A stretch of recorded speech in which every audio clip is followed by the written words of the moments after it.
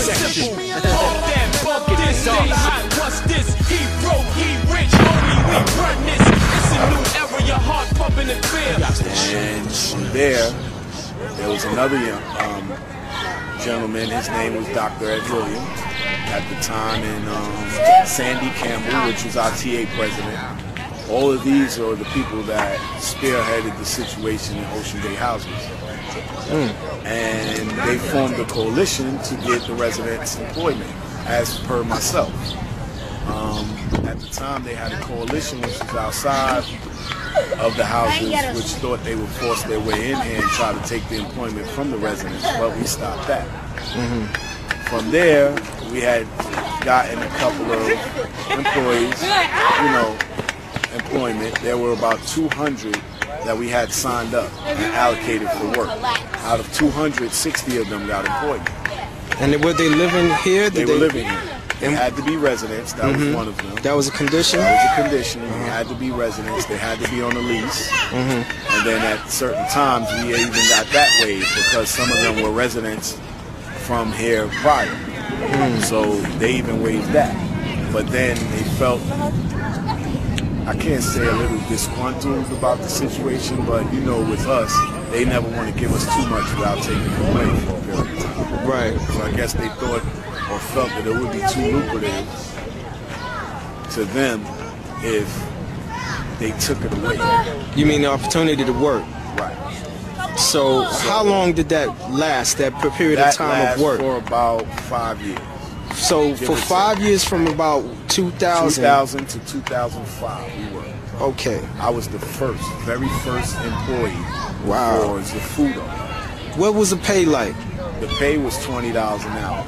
Everybody got the same about pay? We're going to get to that. Okay. Everybody had gotten $20 an hour, which was not what the allocation of pay was. That was not prevailing wage.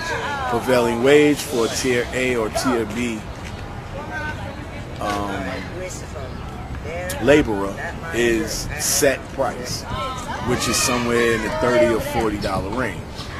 So they weren't being adequately paid for that price, or at that price. Could you describe the kind of work they were doing? They were doing labor. They were busting demolition. Because as you see, we did the terrace apartments. Those were formerly the terraces, which are now the apartments. So we had to knock the wall down and make the terrace combine with the terrace, and then form that terrace into part of a living room setting. Wow. Then we also had to do the 504 apartments, which were handicap accessible because a lot of the apartments here were handicap accessible. So we also did that. Then they had to knock the walls down in the hallway, which the door to the terrace was originally, and then break that up, and then move the door down, further down the hallway. How did it come about where, like, you have certain portions of the building, it's like towards the bottom where you see like holes, and part of the areas where the concrete meet the ground are chipped up? I mean, and it's just left like that. How did that happen? They had a PCC contractor. PCC is pointing, caulking, and cleaning. And those are the brick basins, which are supposed to come and fix that. They had contracts to do that. Where and what happened, I couldn't tell you. Here's what happened. Since about 2001, this brother was hired to demolish the buildings. And when all the demolition was done, which didn't take very long to accomplish, he was sent home. And the people of Ocean Bay houses had to dwell in a living hell. And to add insult to injury, Auburn projects, which are directly across the street, received new structural upgrades, which included entirely new lobbies in a matter of months.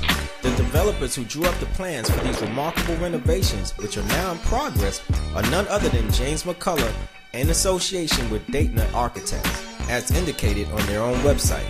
Nice work, I'd like to say. However, how are you, or should I say those at HUD's Hope 6, the directors, are going to explain this delay which has stemmed for almost a decade? Never mind explaining. We are perfectly clear as to who would benefit if the people who pay rent here are forced to move out due to poor living conditions, which are purposely engineered to induce suffering. Superintendents here, it was their job and also our TA president's job to make sure that these things were going on. As far as like the TA president, all right, there's a higher echelon as far as authority in New York City housing authorities when it comes to a complex. You have your manager, your assistant manager, your supervisors, which was for ground and maintenance, and then you have your TA president. The TA president sits in that category of 5 and has just as much pull as the rest of them. Nothing goes on in this complex without the first 3, which is your manager, assistant manager, TA president. Nothing. When I say nothing, nothing goes down in the complex without those 3 people knowing about it. As far as like the work with this second contractor that came here and no one's getting work, I don't even know how they let that get passed. Well, how long did that take? When did that take place where the second contractor came in? Did they get the contract from you somehow? Is that 2005? How? So you were working, had the 60 men, and at what point did you... I was working from 2001 to 2002. Then I started my own company, Edged Out Contractor Incorporated, and then we were giving contracts here.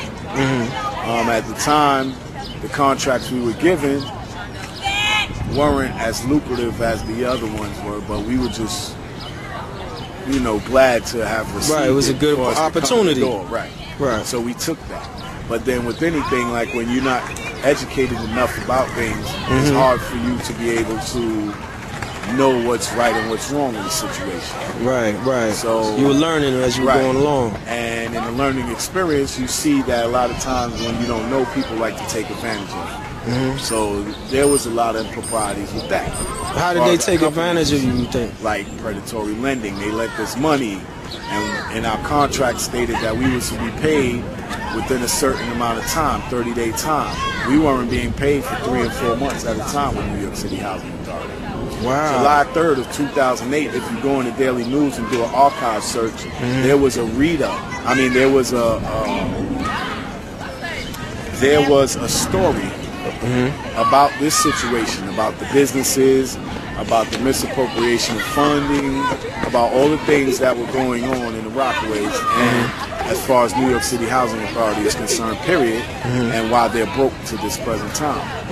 This, to me, is a lot of wasted money if you look at it. It definitely is. They had money at one time where they were just making things and put it up for a year, and then they tear it down and go and do something else, just to get rid of funding that they had in storage.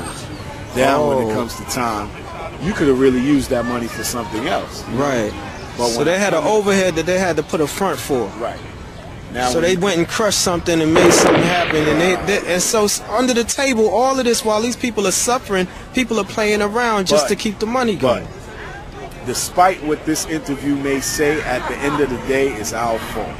I agree. Because when we look at this, none of us have come outside to see what's going on.